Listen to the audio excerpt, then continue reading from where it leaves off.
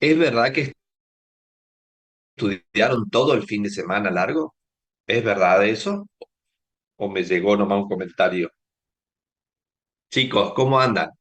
La idea de reunirnos, esto del Zoom con el profe, es un poco una charla distendida entre el profe y ustedes, los alumnos, ¿sí? Como para sacar dudas, charlar sobre lo que vimos.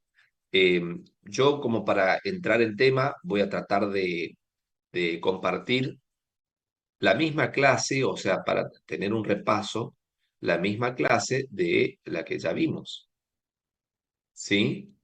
Ustedes están viendo mi Power, Sí, profe. Sí, profe. ¿sí?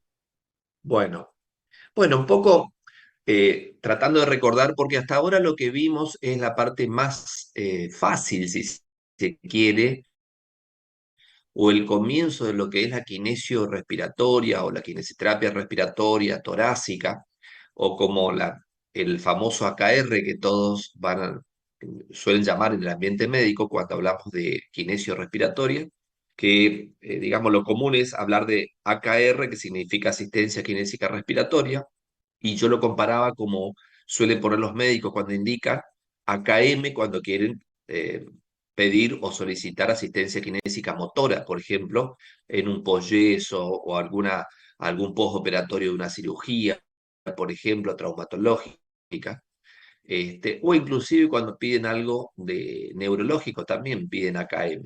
Pero cuando piden AKR, digamos, es como bastante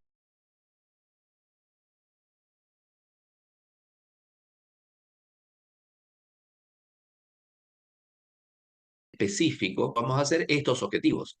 Poco dentro del aparato respiratorio para que sea eliminado, obviamente. Por eso, también una de las tres cosas que queremos, aumentar el volumen del esputo, o sea, del moco que puede expectorar el paciente o que nosotros le vamos a aspirar a través de técnicas que vamos a ver más adelante. Y todo esto mejora la función pulmonar, evidentemente. Digamos, estas cosas que se pueden medir.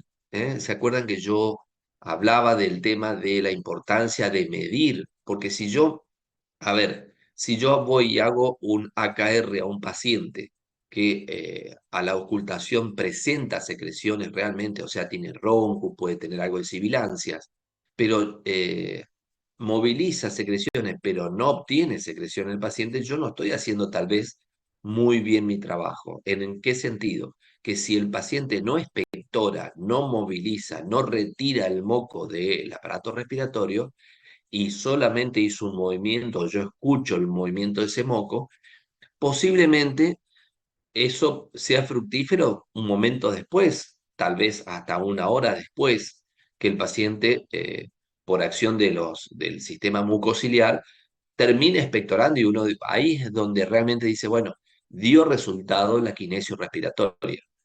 Porque muchas veces no se obtiene, pero el paciente no se obtiene secreciones, digamos, pero el paciente después de lo que hizo, o inclusive repite lo que hizo con nosotros, por ejemplo, huffing, ¿sí? Por ejemplo, ponerse en alguna posición adecuada, que vamos a ver eso en la próxima clase, que ya usted lo deben estar viendo porque ya, digamos, habilité la segunda parte de la clase de kinesioterapia respiratoria, pero la idea es que si no tiene moco, no hay volumen de moco, no estamos haciendo lo que corresponde. Y es poco probable que si el paciente no expectora, ¿sí? Mejoremos la función pulmonar. Así que por eso es que uno tiene que hacer hincapié.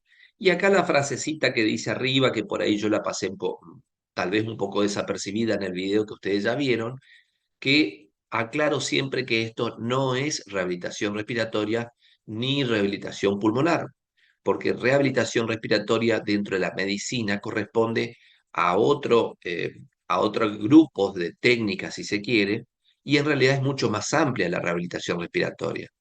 A ustedes, desde que arrancaron con Kinesio, ya le dijeron, nosotros hacemos rehabilitación, cuando hablamos de rehabilitación es, digamos, una interdisciplina, obviamente diferentes disciplinas, por eso es una interdisciplina.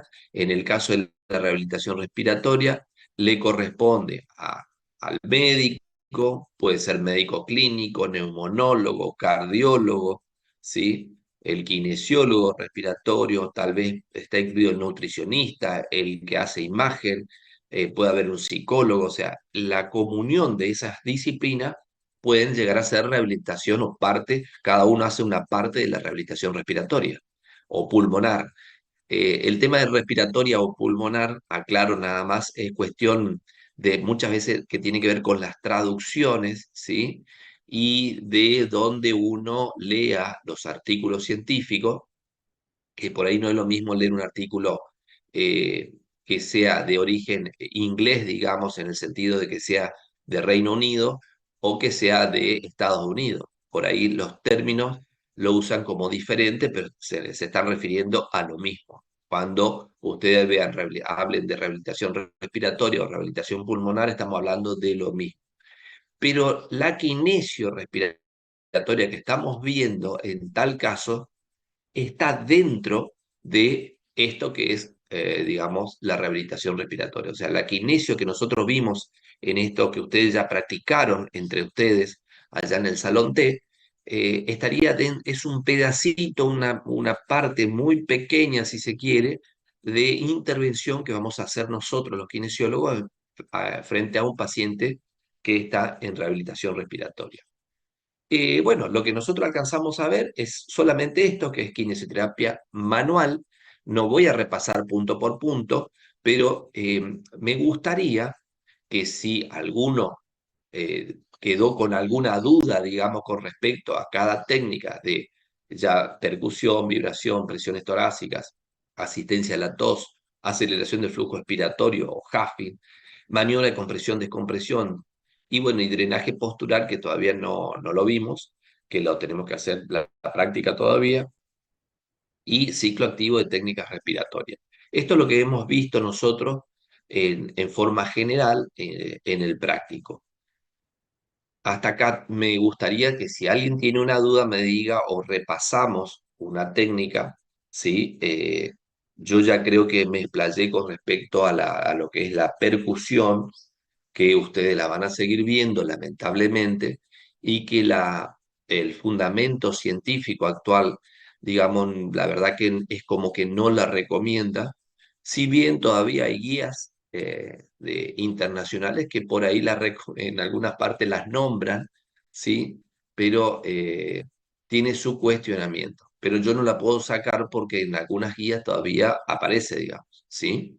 Así que dejo libre para que, bueno, estén viendo esta parte de la diapo y digan, bueno, a ver dónde me quedó alguna duda a mí. Así que escucho si hay alguna duda, alguna pregunta.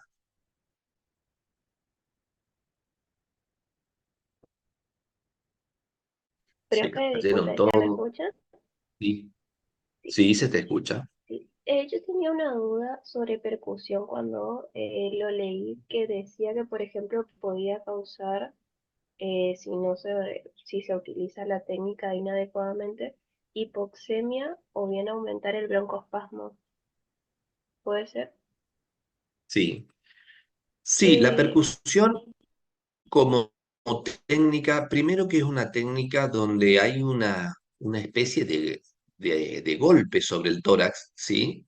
Porque es una forma de realizar un golpe con la mano ahuecada o con la mano puesta sobre el tórax y se hace una percusión sobre la mano del propio kinesiólogo, que casi nadie, obviamente, quiere golpearse su propia mano, pero a veces cuando estamos hablando de pacientes que son muy pequeños, uno coloca la mano primero y hace el golpecito de percusión sobre la mano de uno mismo, digamos, que no es adecuado porque te estás agrediendo a vos solo, digamos, y el efecto seguramente es menor porque tiene que, la vibración que genera ese golpe, eh, casi todo queda en la mano, pero cuando la mano está ahuecada, o inclusive se puede poner la mano así, como ahí le estoy mostrando el video, como uniendo los dedos para cubrir una superficie pequeña, para cubrir una superficie pequeña cuando el tórax es muy pequeñito. Eso algunos lo realizan. Pero ¿y por qué produce hipoxemia? ¿Sí? ¿Por qué puede producir hipoxemia y broncoespasmo? porque esa agresión, ¿sí? Ese golpeteo que uno realiza sobre el tórax puede ser reaccional desde el punto de vista del bronquiolo respiratorio, que habíamos hablado que el bronquiolo respiratorio no tiene ya cartílagos que lo puedan mantener abierto. Entonces puede reaccionar ante ese estímulo y, por supuesto, contraerse y producir broncoespasmo. Si se produce broncoespasmo, el aire no va a ingresar normalmente y por lo tanto tampoco va a ingresar el aire a los alvéolos para poder hacer el intercambio de gases. Y eso va a producir hipoxemia, eso puede producir hipoxemia. No quita que los golpes eso pueden llegar, en teoría, a desprender las secreciones que pueden estar adheridas sobre los bronquios. Eso es teoría, digamos, porque no está bien claro y no está, digamos, microscópicamente, digamos, observado, ¿sí? De que eso sea así. Obviamente que si yo golpeteo mucho a una persona con secreciones, termina eliminando secreciones, ¿sí? Fíjense que en muchos casos, hasta una persona cuando tiene secreciones de forma crónica, lo habrán visto alguna vez. Hay gente, los ancianos, gente grande, que a veces por reírse movilizan secreciones, ¿sí? Entonces uno dice que tiene que ver la risa, pero cuando uno se ríe, primero que para reírte tomas aire, ¿sí? Y al sacar el aire para reírte fuerte, ¿sí? Hay veces que las personas, coincide que las personas grandes, o sea, con hipersecreción en forma crónica, se le atraviesa, digamos, las secreciones en el medio de la risa. Y bueno, esa persona por ahí se ríe y dice, que se da cuenta solo, digamos, que moviliza secreción en forma exagerada por reírse. Entonces ya puede aparecer la tos. Habrán visto, hay gente que le aparece tos cuando se ríe, por ejemplo, o cuando está hablando fuerte, o cuando se enoja, ¿eh? Entonces aparecen las secreciones, pero en realidad no tiene nada que ver la acción de lo que sucede, sino que es el aumento del flujo inspiratorio y expiratorio que hace que se movilicen secreciones. Pero bueno, contestando la pregunta, es lo que se vio en los diferentes trabajos y cuando se investigó esto, que en muchos casos se producía, sí, hipoxemia en los pacientes luego de la percusión, ¿sí? Y a veces no es durante, sino es luego, sobre todo en los chicos. Estamos hablando de que inclusive ya no está con el terapeuta, digamos, no está ya con el kinesiólogo y el chico ya comienza a movilizar secreciones, se obstruye y puede producir hipoxemia, ¿sí? Genial, gracias, profe. Muy Dale, ¿alguna otra pregunta? Porque si no, paso a los casos que tengo para mostrarles y hablar sobre los casos. Profe, Licenciado, ay, disculpe. Sí, yo tengo una pregunta con respecto a la hora del paciente largar el aire en las técnicas. sí, Eh, Usted dijo que haciendo el por ser lip, largando el aire chistando, sí, como en las vibraciones, usted dijo que los alvéolos reciben una presión positiva a los que los mantiene abiertos. sí, Eso lo dijo el viernes. Entonces, sí, cuando nosotros hacemos lo contrario, tipo le pedimos al paciente que largue el aire como en el huffing, con la boca bastante abierta, como empañando un vidrio, los sí. alvéolos se colapsarían más, digamos. Tipo, pasaría lo Es contrario a muy, que si lo hacemos. es muy buena pregunta eh, en el- eh, y que yo tal vez no la aclaré. eh, con respecto a que el uso del Pulse Sleep es una expiración, ¿sí? Voluntaria, retenida, digamos, que dura más tiempo de lo normal. Eso muchas veces nosotros le solicitamos al paciente o a los pacientes, sobre todo los pacientes obstructivos, sobre todo a los pacientes que tienen EPOC o, por ejemplo, asma fija, ¿sí? Donde nosotros percibimos que el paciente tiene sibilancias expiratorias. Por ahí no es por presencia de secreciones, sino solamente por el broncoespasmo y por la obstrucción crónica. Hay veces que el paciente con EPOC La característica es que presente secreciones, pero en algunos momentos de la vida del paciente o del día del paciente no presenta secreciones, pero sí presenta broncoespasmo y entonces se le dificulta la salida del aire. En esos casos, cuando solicitamos al paciente un patrón diafragmático, el clásico patrón diafragmático, que después lo vamos a ver como patrones, digamos, pero lo tengo que nombrar, es el patrón más utilizado en el área respiratoria, digamos, y siempre el patrón respiratorio, diafragmático, perdón, va acompañado del pulse lip, o sea, de la expiración con labios fruncidos, para que dure más tiempo la expiración, para que esté más tiempo abiertos los bronquiolos respiratorios y por ende más tiempo los alvéolos con aire para que se siga perfundiendo a través de la membrana mucociliar, digamos. Entonces, la idea es, una es retener más tiempo el aire, un poquito más de tiempo de retener el aire, pero en realidad lo que uno quiere hacer es evitar el cierre prematuro de la vía aérea. O sea, que la vía aérea se cierre antes de tiempo. En general, a todos fisiológicamente retenemos aire que se llama volumen residual. Después de una expiración normal, tenemos dos volúmenes, no sé si se acuerdan, dos volúmenes que quedan adentro. En una expiración normal queda el volumen de reserva expiratorio y queda el volumen residual. Si la persona hace un esfuerzo después de una expiración normal, hace un esfuerzo expiratorio, sigue sacando aire y sería el aire del volumen de reserva expiratorio que saca. Pero por más que la persona haga el esfuerzo máximo de sacar aire, nunca va a sacar todo el aire, ¿sí? Y eso es lo que queda, es el volumen residual en los pulmones. Eso lo hemos repasado. ¿Qué sucede en un paciente obstructivo? El paciente obstructivo en forma normal quiere sacar aire, ¿sí? Lo máximo, o sea, quiere ocupar su volumen de reserva expiratorio, lo puede hacer, pero se le cierra la vía aérea en forma prematura, antes de tiempo, y su volumen residual es mayor al de una persona normal. Yo le había comentado que si lo medimos en porcentaje, por ahí en una persona normal queda retenido, o sea, queda un volumen residual de 15 a 20% de aire del total, del volumen de capacidad pulmonar total, queda retenido en forma normal, en forma natural en una persona sana, entre un 15 y 20%, que se llama volumen residual. En un paciente obstructivo como un EPOC puede quedar, por ejemplo, 30, 40, 50% de volumen residual. En los casos graves, o sea, de obstrucción muy severa, puede llegar a tener 60%, ¿sí?, de volumen residual. Imagínense la cantidad de aire que queda retenido.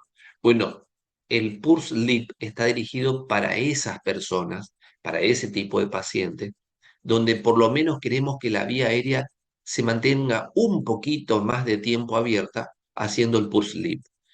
Hay personas, hay pacientes que lo toleran muy bien al chistido ese, y hay otros pacientes que no lo toleran, porque si no regula bien ese chistido, se hiperinsuflan más de lo que ya están, ¿sí? Esa por un lado, entonces, esa es una respuesta que te quiero dar.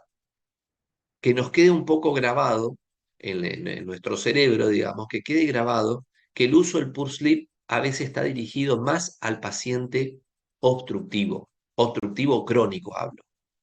Pero ¿qué sucede cuando el paciente no es un obstructivo crónico y tiene secreciones? Cuando tiene secreciones el paciente, vamos a decir, por ejemplo, un paciente con fibrosis quística, la presencia del moco en el bronquiolo hace de obstrucción, porque justo ahora tiene secreciones. Y las secreciones, como está taponando cada partecita pequeña del pulmón llamado bronquiolo respiratorio, está taponando con moco, ese paciente en ese momento se comporta como un paciente obstructivo.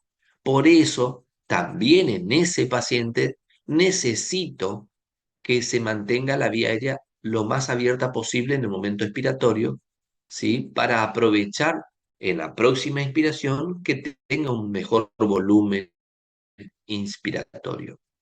¿sí? Así que tiene como un doble objetivo, pero en realidad el pulse sleep en una persona que no tiene nada, o sea, que está normal, funciona más en un sentido relajante hacer ese chistido, nada más que, ¿por qué? Porque dura más la inspiración, porque en la próxima inspiración va a ser mejor tolerada en el sentido que va a aumentar el volumen inspiratorio. Estoy hablando ahora ya de una persona normal que yo le propongo hacer este chistido. Si yo ahora que no tengo secreciones hago y hago un chistido largo, prolongado y retenido con mi boca, lo que estoy haciendo tal vez es una respiración que me pueda llegar a relajar un poco y nada más, ¿sí? Entonces, ese es por un lado el objetivo del Pulse Sleep, usarlo en personas, pacientes obstructivos, crónicos o obstructivos, si se quiere llamar agudos, porque justo tienen presencia de secreción y le va a venir muy bien el retardo expiratorio para justamente que la vía aérea no se cierre antes de tiempo. Cuando realizo el huffing, ¿sí? Ahora paso a contestarte lo del huffing, o sea, la aceleración del flujo expiratorio. Es una técnica, esa ya es una técnica donde sí o sí requiero de buen volumen inspiratorio, o sea, voluntariamente tengo que hacer ingresar aire a los pulmones, ¿sí? Para usarlo el volumen de reserva inspiratorio, para tener mucho aire cargado, porque el objetivo de esta técnica va a ser movilizar secreciones que está en todo el árbol bronquial.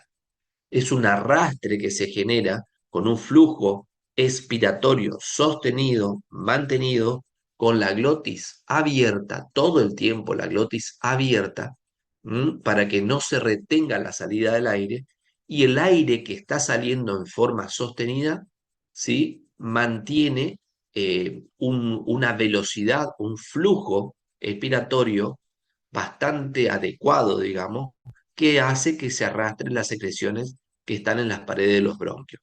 Las paredes de los bronquios pueden tener secreciones adheridas, pero también puede tener secreciones que se van soltando de la vía aérea. Y esa Huffing es el que va a ir movilizando la secreción hacia la boca para que puedan ser expectoradas o deglutidas. ¿Sí? Entonces, cuando yo hago Huffing, no puedo hacer el pulse sleep. Son dos cosas distintas, dos momentos o dos situaciones distintas.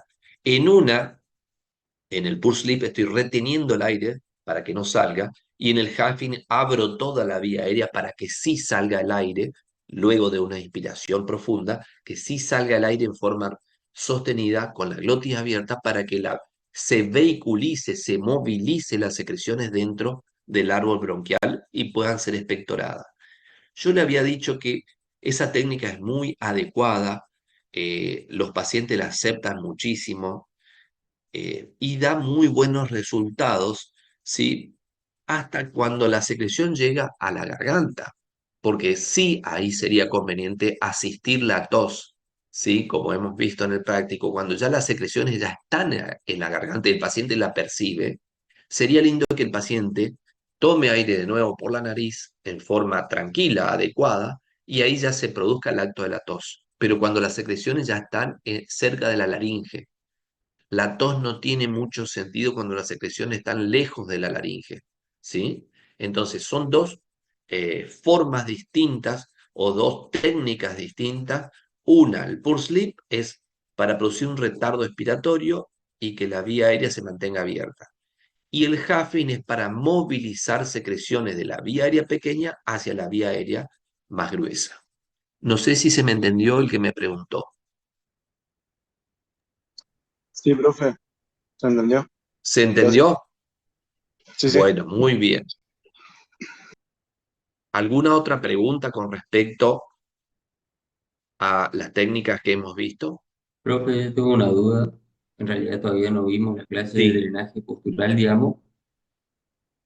pero mi duda es si el paciente, cuando lo colocamos en cierta posición, debemos dejarlo como en reposo, respirando solo por un tiempo prolongado, digamos, para que drene pasivamente, o es mejor ahí realizar todas las técnicas, por ejemplo, una vibración, una compresión. Es muy correcta tu pregunta y está bien porque quiere decir que ya miraste la segunda parte y eso está bien, que sería la segunda parte de la clase que he habilitado en su momento. Y no hay problema que se pregunte con respecto a esa clase, obviamente. El tema de ponerlo en una posición de drenaje al paciente es para que la acción de la gravedad actúe sobre las secreciones y vayan descendiendo por atracción, digamos, de la propia gravedad, vayan, digamos, ascendiendo las secreciones en el árbol bronquial. Y cuando yo lo pongo en una posición adecuada, hace que las secreciones sean, digamos, movilizadas por el solo hecho de cambiarlo de posición al paciente. Eso por un lado, y el tiempo que vos me preguntás estaría alrededor de los 15 minutos o 20 minutos, ¿sí? Tampoco voy a dejar a un paciente 2 horas en esa posición, la que sea, ¿no? Pero todo va a depender de la situación de cada paciente.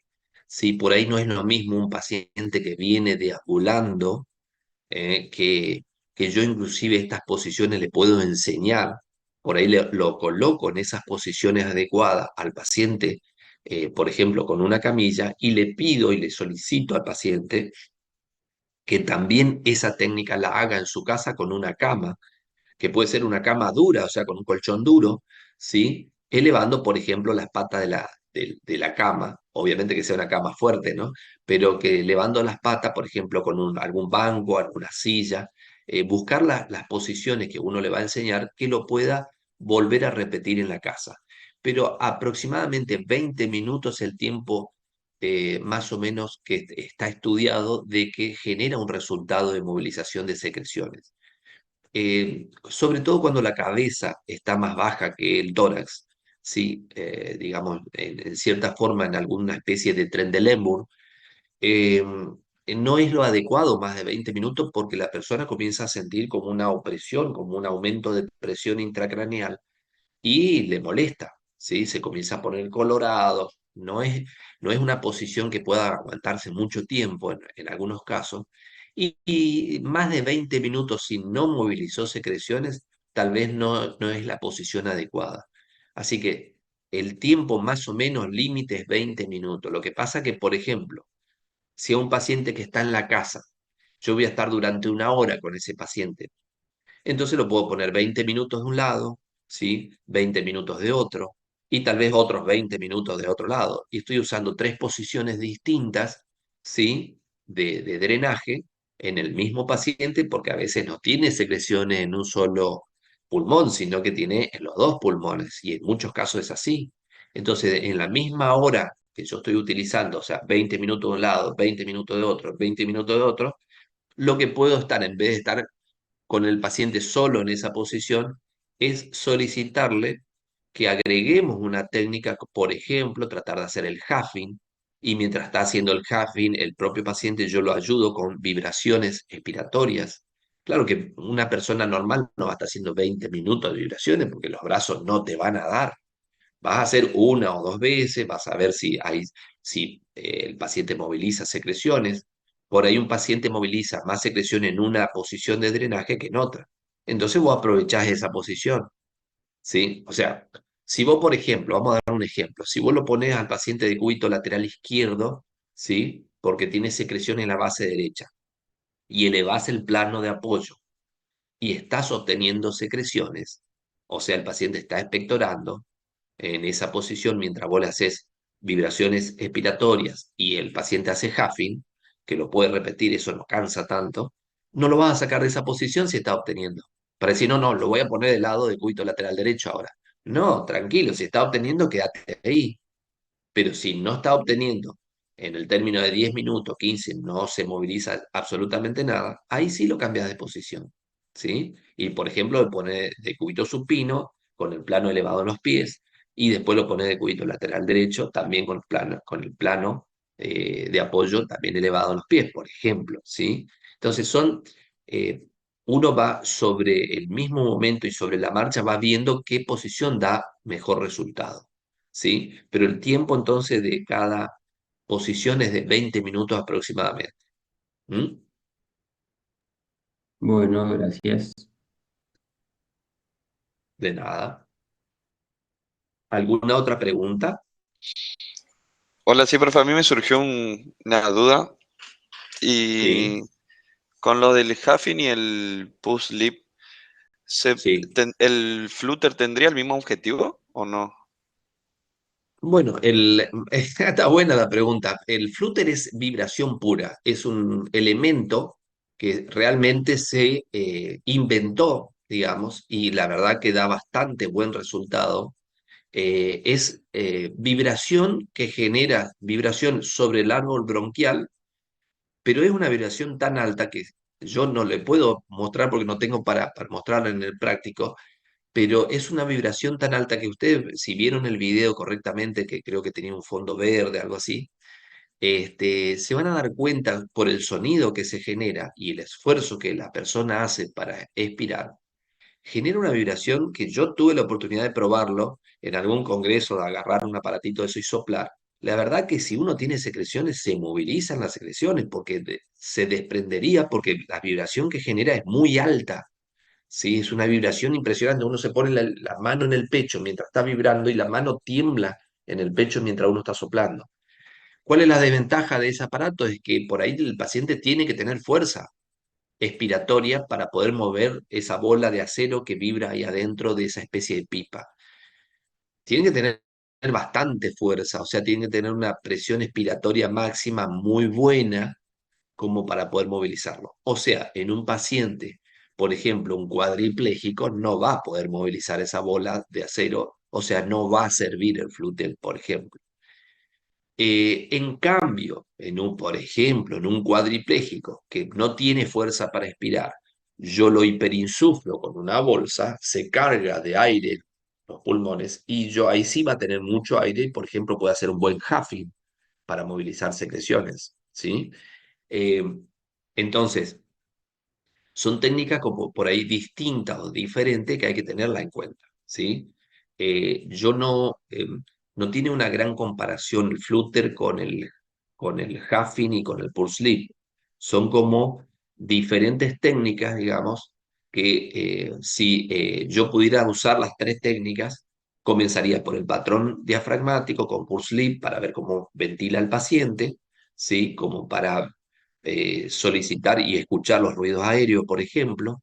El huffing lo haría si el paciente tiene fuerza expiratoria, estaría bueno que me ayude él con el huffing y yo mientras le hago vibraciones expiratorias.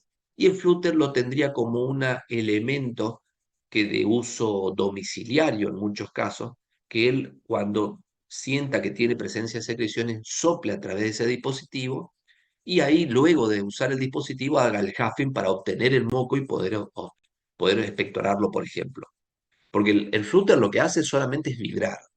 Vibra, pero no mueve las secreciones. El que mueve es el huffing. El que trae las secreciones hacia la boca es el huffing, ¿sí? O el drenaje postural si lo ponen en una posición, por ejemplo. Pero el que mueve es el huffing y el drenaje, el flúter lo que hace es vibrar solamente, desprender las secreciones para que puedan ser expectoradas. ¿Se entiende la diferencia? Sí, sí, Bueno, ok. gracias. De todas formas, la clase, la segunda parte, la vamos a ver en el práctico juntos. Así que lo que corresponde a la kinesio con dispositivos, me gustaría verlo primero en el práctico juntos. La idea de este Zoom era hablar de las primeras técnicas que son manuales. Bueno, estas técnicas que les mostré, ya la mostré en la otra diapo, y acá tengo el caso número uno. Es un paciente añoso con neumonía grave que fuera ventilado mecánicamente y que como complicación presentó neumotórax derecho, se colocó tubo de avenamiento pleural y se pidió kinesio respiratoria. En la placa A, ¿la están viendo, alumnos? Sí, Sí, profe, se ve, profe, Hola. ¿Cómo? ¿No se se ve ve? sí, bien, sí. se ve bien, profe. Ah, bueno, ok, gracias. Bueno, en la placa A, o sea, en la primer placa a la izquierda, vemos la presencia del neumotórax, se ve bien el borde no sé si ven mi flechita, se ve bien el borde del pulmón y lo que está por fuera del borde obviamente es la presencia de aire intrapleural, o sea, eso es el neumotórax. Hay otras imágenes superpuestas que están superpuestas en la placa, que son el monitoreo cardíaco, ¿sí? Se llaman imágenes prestadas esas, cuando están por fuera, estos son cables que están por fuera del tórax. Pero hay una imagen acá, en el medio del tórax, si ustedes ven, ¿la ven a mi flechita o no? Sí, Sí, sí. profesor. Bueno, la flechita donde estoy haciendo el recorrido de esa imagen es una vía venosa central. Eso está así adentro del tórax, ¿sí? Porque esta vía venosa central llega a la aurícula derecha, es a donde tiene que llegar. ¿Está? Y en la imagen de la derecha se alcanza a ver el tubo orotraqueal. ¿Mm? Fíjense en la B con la flechita, este paciente está ventilado, ¿sí? En la imagen A no se alcanza a ver porque es muy blanco. Bueno, este paciente con neumonía, fíjense que se alcanza a ver la neumonía, presentó neumotórax y tuvo que ponerse un tubo de avenamiento pleural, que acá en la flecha le estoy mostrando el tubo pleural puesto ya en la pleura y ya se expandió nuevamente el pulmón. O sea, el borde del pulmón ya no se ve porque ya se pegó en el tórax. Ahora bien, y se pidió kinesio respiratoria. ¿Qué técnicas vamos a poder realizar? ¿Se le ocurre a ustedes qué técnicas podemos realizar en este paciente que tiene un tubo orotraqueal? Yo no quiero hablar del tubo, ¿no? Pero que tiene un tubo orotraqueal. ¿Qué técnica puedo hacer para movilizar las secreciones que se encuentran en el pulmón izquierdo y algo en el pulmón derecho? ¿Qué se le ocurre a ustedes? A ver si a alguien se le ocurre algo. Vamos a salvarlo al paciente añoso, al abuelito. Nadie se arriesga a nada, che. Puede- Nadie arriesga nada, ¿eh? Podríamos hacer vibración Bueno, yo estoy manual hablando. o ¿Cómo? compresiones también, compresiones torácicas, vibración manual. Bien, bien. Imagínense que un paciente intubado ya tiene una vía por donde eliminar las secreciones, ¿sí? A través del tubo orotraqueal, que ese tubo debe estar permeable. Y como dijo el compañero, si a este paciente, cuando está ventilado, yo le realizo vibraciones expiratorias, movilizaríamos esas secreciones que van a tener la posibilidad de ser aspiradas a través del tubo orotraqueal. Entonces, la técnica manual correcta acá sería usar vibraciones expiratorias, ¿sí? Para movilizar las secreciones hacia la tráquea donde está el tubo orotraqueal, ¿sí? Es muy correcto lo que dijo el compañero. También podríamos usar, eh, si está ventilado, la técnica de, ¿qué otra técnica para mejorar el volumen respiratorio?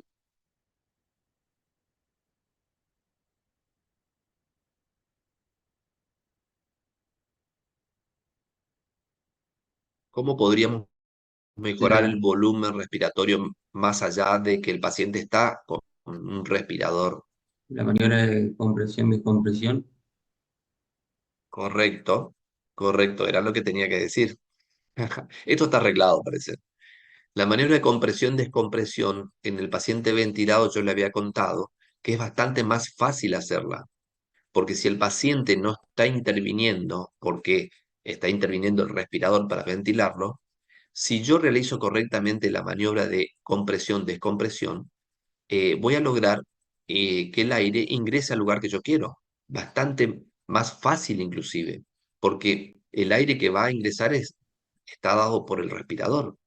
Entonces yo coloco mis manos, por ejemplo, en forma paralela, por ejemplo, en esta base derecha, por más que tenga el tubo orotraqueal, perdón, el tubo de avenamiento pleural, este tubo que tiene acá, con mucho cuidado, porque tampoco voy a hacer presiones, grandes presiones sobre el tórax en un lugar donde hubo neumotórax, porque puedo llegar a dañar otra vez el pulmón.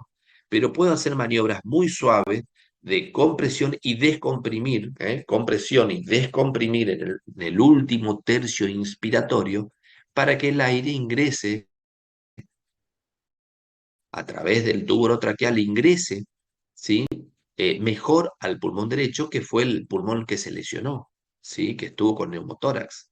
Está entonces esas dos maniobras, una, vibraciones expiratorias o presiones torácicas expiratorias, vendría bien para movilizar las secreciones, y la maniobra de compresión-descompresión para lograr aumentar el volumen, por ejemplo, en este hemitórax derecho que había presentado neumotórax. Obviamente con los cuidados del caso, ¿sí? Esto realmente más adelante podríamos llegar a profundizar más, porque hay que observar eh, qué sucede con ese tubo pleural y con esa trampa de agua que se encuentra afuera, que no lo voy a mostrar eso ahora. Acá tenemos el caso número 2.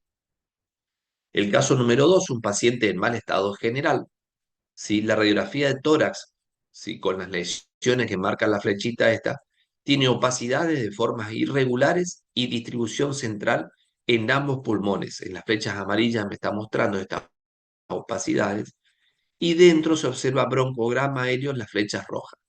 El broncograma aéreo, ¿sí? En esta flecha roja de arriba del pulmón izquierdo, fíjense, se ve perfecto eso. El broncograma es la definición radiográfica, la presencia de broncograma, es la precisión que podemos dar con una radiografía de cuando hablamos de neumonía. Este paciente entonces tiene una neumonía en el campo medio y superior izquierdo, ¿sí? Una clara presencia de neumonía, y las otras opacidades, presencia de secreciones, la de color amarillo, esas opacidades de forma irregulares. Todo pertenece a la misma neumonía, ¿sí?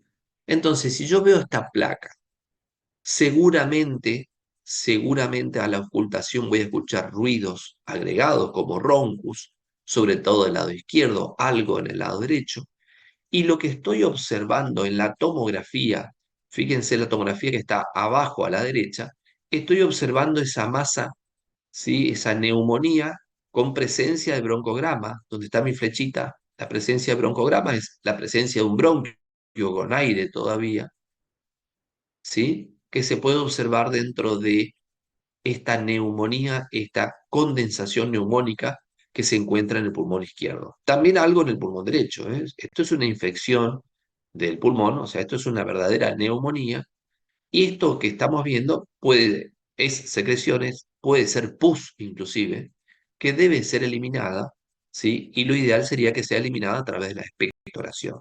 Imagínense las técnicas que podemos realizar acá para obtener secreciones, las técnicas manuales que hemos visto hasta este momento.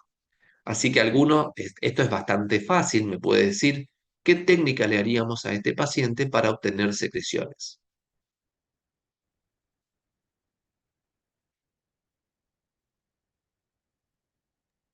Profe, acá podríamos hacer huffing. Muy bien, si el paciente, por más que esté en un mal estado general, pero está lúcido, colaborador y tiene fuerza expiratoria, tranquilamente podríamos arrancar con huffing. Y el huffing lo que va a hacer por lo menos es movilizar las secreciones gruesas, las que ya están en los bronquios. Este paciente seguro con esta radiografía tiene secreciones en el árbol ya bronquial grueso inclusive, que con huffing podríamos hacer la primer limpieza, digamos, del árbol bronquial, para luego ayudarlo tal vez con vibraciones expiratorias, ¿sí? O algo de presiones torácicas, e inclusive seguramente vamos a hacer asistencia de la tos, porque ya este paciente seguramente por esta radiografía va a tener muchas secreciones que vamos a tener que ayudar para que pueda ser expectorada.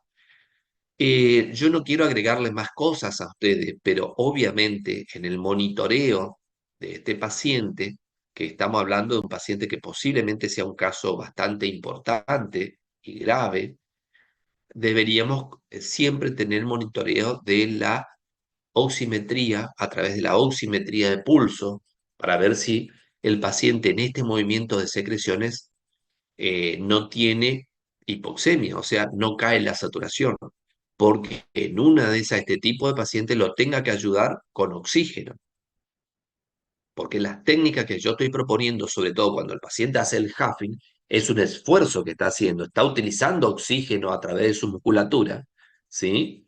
Está usando oxígeno, entonces yo le estoy, por otro lado, le provoco que utilice oxígeno cuando él está obstruido. Por ahí, en algunos casos, tendría que tener seguramente el apoyo de oxigenoterapia para que el paciente, digamos, pueda obtener oxígeno, digamos, adicional a través de la oxigenoterapia y pueda tener fuerza para expectorar. Si yo veo que el paciente desatura, no voy a provocarle o no le voy a pedir el Huffing a pesar de todo, ¿sí? Entonces, primero le voy a colocar oxígeno, me voy a asegurar que el paciente no entre en hipoxemia real, digamos, y no estoy hablando de que si el paciente de 96 de saturación pasa a 94 o 93, que eso no va a pasar absolutamente nada. Estoy hablando del paciente, si está con 96, yo le propongo Huffing, por ejemplo, si el paciente lo realiza muy bien y la saturación cae a 85, ese paciente requiere de un apoyo de oxígeno. Yo no lo puedo tener en hipoxemia con tal de obtener secreciones. Eso debe quedar muy claro, alumnos. Yo no lo puedo exigir al paciente si no le estoy brindando lo que él requiere, en este caso, por ejemplo, además oxígeno. ¿Sí? Por supuesto que estoy tratando de ser lo más coherente hasta la altura de lo que hemos visto. No quiero agregar más cosas, porque por supuesto podríamos agregar otras cosas en la ayuda de estos pacientes. Profe, ¿Alguna pregunta con respecto a esto? sí, yo tengo una duda. Vale. Em, yo quería saber, entonces, ¿este paciente puede contar como un paciente obstructivo agudo? Sí, muy Y bien, entonces sí, también, o sea, podríamos hacerle, dependiendo, digamos, el paciente, pero se podría hacer la maniobra del chistar. sí, sí, sí, correcto, correcto, muy bien, sí. Eh, yo ahora, como le estoy presentando casos, le estoy mostrando a través de imágenes. El paciente es un todo, ¿sí? Y yo tengo que ver el estado general del paciente. En el contexto general, el paciente, cómo lo encontré, si lo encontré acostado, si lo encontré sentado, si no sería conveniente sentarlo al paciente en algunos casos para que tenga más fuerza expiratoria, ¿sí? A veces el paciente puede toser mejor estando sentado que estando acostado. ¿Eh? Si lo pongo en alguna posición de decúbito lateral y lo ayudo desde atrás, por ejemplo, como hemos visto cuando hicimos las prácticas. ¿Eh? O sea, depende el contexto general del paciente. Porque acá el paciente no es una neumonía, ¿sí? El paciente no es un par de pulmones infectados como esta radiografía. El paciente es un todo donde yo tengo que valorar el estado de ánimo del paciente, la fuerza que tiene, tengo que valorar si no está hipoxémico, si no está taquipneico, si no está taquicárdico, tengo que ver las causas del por qué estaría así. Entonces, estamos viendo solamente, nos estamos dirigiendo hacia utilizar las técnicas, como hemos dicho, pero sí, me gusta que amplíen eh, digamos, su conocimiento y su idea sobre el paciente. El paciente es un todo, ¿sí? Entonces, no voy a dirigir mi terapéutica solamente porque tiene neumonía y entonces lo demás no cuenta. Sí, todo cuenta porque el paciente es todo, ¿sí? Entonces, si está taquicárdico o está hipertenso el paciente, sería conveniente primero controlar la presión arterial, por ejemplo, con medicación, ¿sí? Y no estar tratándolo de eliminar secreciones cuando el paciente está, por ejemplo, hipertenso. ¿Sí? Y si está hipertenso, lo coloco en una posición de drenaje que no sería conveniente porque puede llegar a estar más hipertenso todavía. Entonces, por ejemplo, con la hipertensión, uno no puede jugar porque corre riesgo el paciente de, por ejemplo, tener algún daño de algún vaso sanguíneo importante, como podría ser en el cerebro, ¿sí? Entonces, está bien el uso del PURSLIP en este caso para hacer un retardo expiratorio y sobre todo para, por ejemplo, ocultarlo al paciente a ver si tiene presencia de ruidos agregados, ¿sí? O de aumento de sibilancia, quiere decir de mayor obstrucción, entonces sería correcto. Sí, señor. ¿Alguna otra pregunta con respecto a este caso?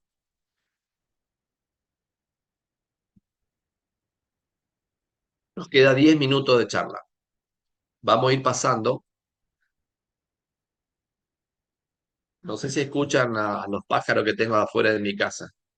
Bueno, acá tenemos el caso número 3, ¿sí? El caso número 3 dice, paciente joven que presentara imagen compatible con carcinoma apical izquierdo, fue intervenido quirúrgicamente, donde se le realizó lobectomía del lóbulo superior derecho. Se solicita kinesio respiratoria 5 horas luego de la cirugía, próximo a ser destetado de la ventilación mecánica, ¿sí? Miremos, este es el paciente y vamos a observar qué es lo que se le realizó al paciente, qué es la lobectomía. La lobectomía es una cirugía que se utiliza con el fin de extirpar una parte afectada del pulmón, ¿sí? ¿Me Sí, escucharon? profe. Sí, Sí, profe. profe. Sí, profe.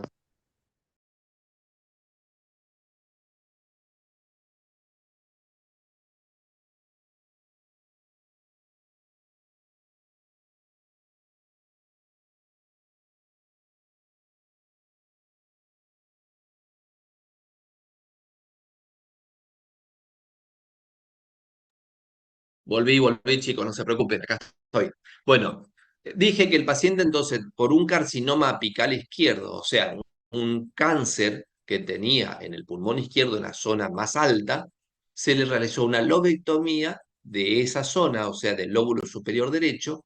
Y acuérdense, la lobectomía entonces es una cirugía que se utiliza con el fin de extirpar una parte afectada del pulmón. Acá, como muestra la imagen redondita, ¿sí? Que directamente retiran o el lóbulo superior derecho. ¿Mm? En ese contexto, 5 horas después de la cirugía, el paciente todavía está siendo destetado de la ventilación mecánica y me gustaría que me digan cómo nosotros podemos ayudarlo, porque él va a tener un tubo pleural como el caso anterior, porque se tiene que expandir ese pulmón, ¿sí? Entonces, ¿cómo harían ustedes o qué harían con este paciente que todavía está ventilado, ¿sí? Y que le extirparon el lóbulo superior derecho? Díganme a ver qué piensa que...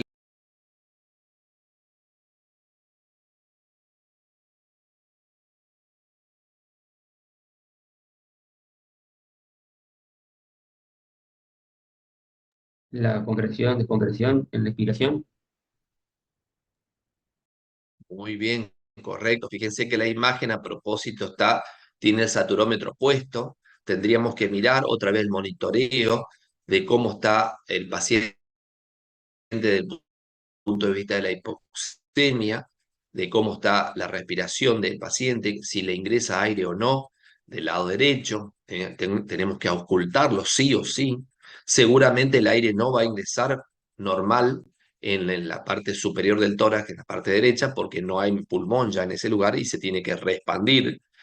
Va a tener un tubo de apelamiento pleural de ese lado, que seguramente cada vez que el respirador todavía le dé aire en cada acto inspiratorio, pueda llegar a burbujear, el tubo pleural pueda llegar a burbujear en la trampa de agua, quiere decir que todavía está saliendo aire por alguna parte, ¿sí? Lo ideal sería que ya no burbujee, y como dije, está en un proceso ya de destete, o sea, ya estamos en un proceso que se está despertando al paciente y sería conveniente retirarle el respirador para luego, no es motivo de esta clase, ¿no? Ni de este repaso, retirarle el tubo pleural.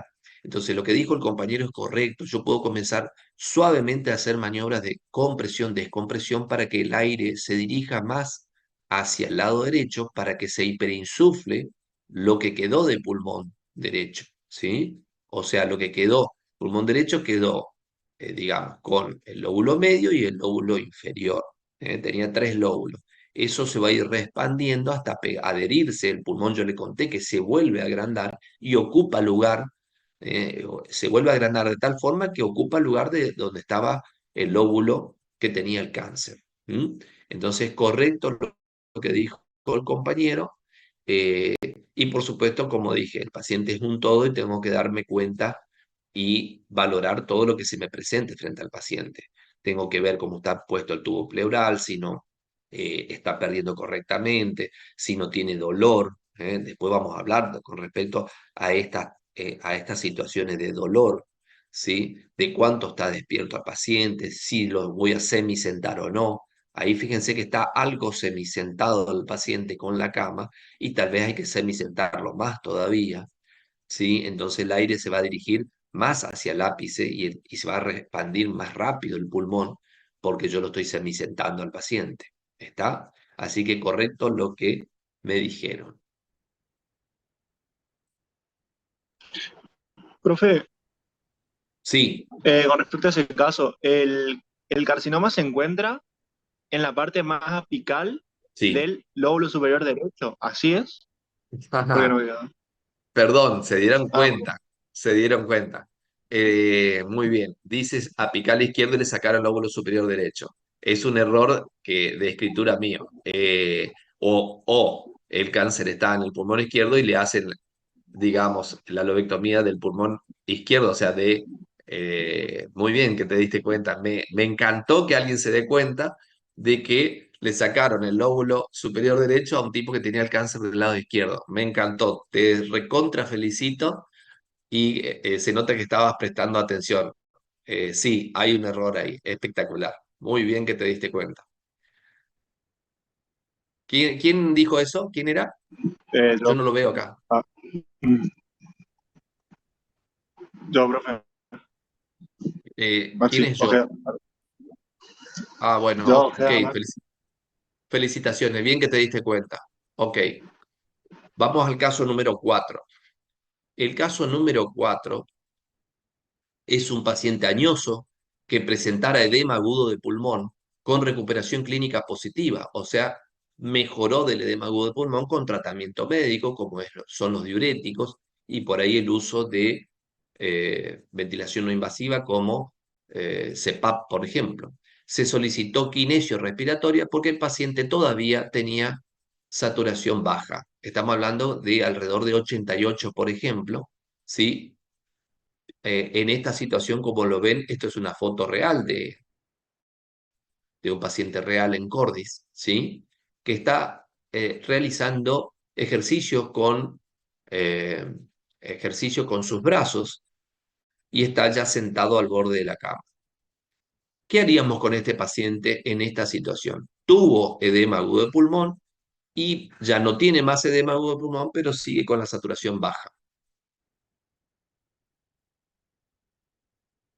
A ver quién dice qué podemos hacer. Fíjense la situación del paciente, ya está sentado, ¿sí? Y ustedes vienen, el paciente así lo ven, haciendo ejercicios, que seguramente este ejercicio le indicó el kinesiólogo, que haga este tipo de ejercicios de elevación de los brazos. Seguramente a este paciente también se le solicitó que eleve los brazos hacia arriba mientras está tomando aire, ¿sí? A través de la nariz y haciendo el sleep. Seguramente ya está haciendo push sleep cuando baja los brazos. Esto es una técnica combinada de ejercicio de miembro superior con ejercicio respiratorio, digamos. ¿Eh? Entonces, por ejemplo, cuando eleva los brazos, toma aire por la nariz y cuando desciende o baja los brazos, larga chistando el aire, como para hacer, digamos, el push sleep y se mantenga más tiempo el aire. Y esto que estoy diciendo justo vendría bien para mejorar la saturación. Ahora bien, qué nos podría estar faltando aparte del Pulse Sleep en este paciente? ¿Qué más le harían ustedes El Profe, drenaje, en el mientras tanto? ¿Cómo? el drenaje puede ser. Bueno, El paciente no tiene secreciones, él tuvo edema no, agudo de pulmón, o sea, tuvo líquido, tuvo agua dentro del alveolo y ya se solucionó eso. profe, puede trabajar maniobras de compresión, Así que el descompresión, drenaje no vendría bien acá. puede trabajar ¿Cómo? maniobras de compresión y descompresión y acompañados de patrones diafragmáticos. Sí, señor, muy bien, me gusta eso. O sea que tendríamos que mejorar la ventilación de este paciente, ¿sí? A Exacto. través de esa técnica de compresión-descompresión, yo me puedo poner atrás de este paciente y mientras está haciendo este ejercicio le puedo hacer en las bases con ambas manos retener un poquito, de hacer algo de compresión en el momento inspiratorio y retirar mis manos en el último tercio inspiratorio en las bases, como para que el aire se dirija más a las bases pulmonares, donde seguramente algo todavía de líquido hay, que eso lo puedo a través de la ocultación, la última parte de los pulmones que va a perder ese líquido del edema va a ser en las bases. El área que primero se ventila en los pulmones es la parte de arriba de los pulmones, ¿sí? Es la zona apical la que mejora en el edema, mejora más rápido que la base de los pulmones. Entonces, en este paciente por ahí, lo que tenemos todavía es una secuela de su edema que todavía se debe reabsorber y yo lo puedo ayudar al paciente con maniobras de compresión-descompresión y de qué que no tiene puesto este paciente. ¿Qué le falta a este paciente? Si tiene saturación baja, ¿qué le tenemos que adicionar mientras tanto? Oxígeno, Oxígeno, correcto. Hay que ponerle una bigotera con oxígeno a este paciente. ¿Eh? No cuesta nada poner una bigotera. ¿Sí? Correcto. Muy bien, chicos. En resumen, estamos llegando al final, siendo las 8:30. ¿Sí? En resumen, la kinesio respiratoria tiene por objetivo mejorar la limpieza o aclarectorado o aspirado y mejorar la función pulmonar, como dije al principio. En la actualidad, la kinesio respiratoria es una herramienta importante en el manejo de pacientes críticos, con negrita puse así, para optimizar el transmisiones bronquiales, expandir o prevenir atelectasias de los diferentes segmentos pulmonares, ayudando o previniendo intervenciones más invasivas. La idea, entonces, este es el resumen de lo que traté de ver en este repaso, ¿sí? Del Zoom con el profesor. Si hay alguna última pregunta y si no, vamos a ir cerrando ya por el día de la fecha para vernos la semana que viene. Muy bien, entonces alumnos, si ya no hay más preguntas, yo supongo que ya están viendo la segunda parte. ¿Pudieron abrir el video de la segunda parte? sí, profe. Profe, Sí, entonces buenísimo. el viernes no tendríamos Sí, práctico todavía de la segunda parte, digamos. no, porque como esta semana era corta y se armaba un lío y hay chicos que viajan y que esto y que lo otro, entonces preferimos que esta semana sea así, que como es corta, vamos directamente al viernes que viene, ¿sí? Y darle más tiempo para que puedan ver todos los videos que puse. Me gustaría que vean todos los videitos que puse de drenaje postural y sobre todo de cómo se utiliza la camilla para las distintas posiciones. ¿Eso alguien ya lo vio? Sí, profe. ¿Sí? Sí, sí. No Sí, escucho. sí. Sí, profe. ¿Sí, sí? Bueno, entonces tómense el tiempo. Yo sé que es medio tedioso tantos videos, pero bueno, cada videíto que está cortado es solamente para que ustedes puedan eh, ver, aunque sea por esa vez y única vez, en qué posición y cómo se elevan los planos de apoyo, y que lo ideal sería con una camilla dura, ¿no es cierto? O con una cama dura, si es que se va a hacer en el domicilio del paciente, por el tema de las alturas y de que el paciente siga cómodo, pero que dé efecto. Aclaro una cosita con respecto al drenaje. No se utiliza así almohadas, como algunos creen que poniendo la almohada debajo de la cadera, esas cosas puede elevar el tórax. Lo que se eleva es el plano, ¿sí? Yo creo que lo digo en el video, pero bueno, aclaro. Si uno tiene un bebito chiquitito y está haciendo drenaje, podría dar un almohadón, una almohada, porque el bebé es una persona pequeñita, pero un adulto solo con almohadas es muy difícil ponerlo en una posición ideal, solo con almohada. Hay veces que hay que, obviamente, elevar el plano de apoyo. ¿Está? Muy bien, alumnos. Nos estaríamos viendo entonces y bueno, me gustó que la cantidad de gente que nos encontramos, no pensé que iban a 75 personas y 75 participantes. Así que nos vemos el viernes. Un gusto y chau, chau. Chao, Chao, profe. profe. Chao. Chau, chau.